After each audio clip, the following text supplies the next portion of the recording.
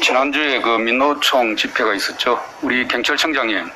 예. 그 개천절 집회하고 지난 일요일 날 이 양 집회에 대한 경찰력의 동원 그리고 대응의 차이가 너무 확연하고 언론에 이미 보도가 되고 많은 국민들이 경찰의 대응에 대해서 의구심을 가지고 있는 것은 뭐 청장님께서 잘 아실 겁니다. 허가 불허가 사유의 차이라든지 경찰력 동원 규모의 양집회 차이라든지 경찰권 행사 대응이라든지 여러 가지 집회에 대한 대응이 차이가 있었는데요. 제가 국정감사 때 우리 청장님께 그 집회 시위에 대한 경찰권의 대응에 있어서 일관성과 공정성을 확보하기 위해서 매뉴얼을 만들어야 된다. 원칙과 기본을 만들어야 된다. 이렇게 요구를 한 적이 있습니다.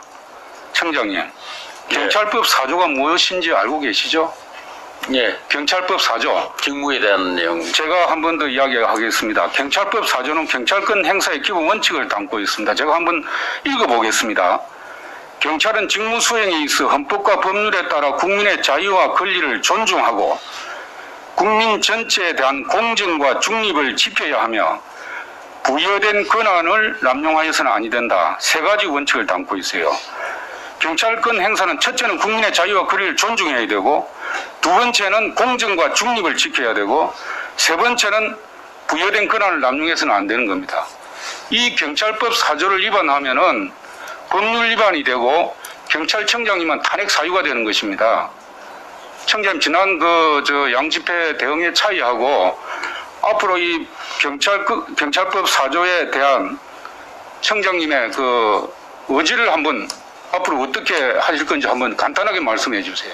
예, 저는 집회 시위에 대해서는 법과 원칙에 따라서 일관되고 공정하게 대응을 해야 된다는 원칙을 누차 강조를 해왔습니다. 이번 집회에 대해서도 방역당국의 집회금지 행정명령과 관련법 규정에 따라 동일하고 일관된 기준으로 대응을 해왔고 앞으로도 이러한 어떤 원칙은 흔들림 없이 지켜 나갈 것으로 아니 청장님, 청장님 혼자 공정하고 일관되고 지속성이 있다고 이야기하면 되는 겁니까? 많은 국민들이 그렇게 느끼질 않는 건데 법률 위반이라는 것은 청장님 혼자 생각에 법률 위반이 아니라고 생각한다고 해서 위반이 안 되는 건 아니에요.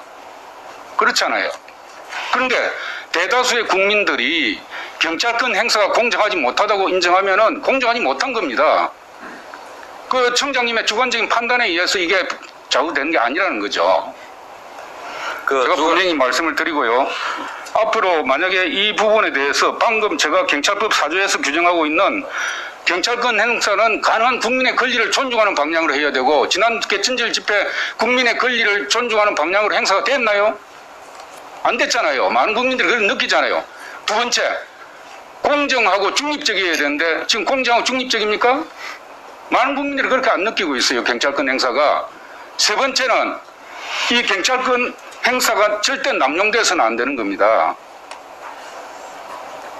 그 원칙 꼭 지켜주시기 바랍니다. 청장님.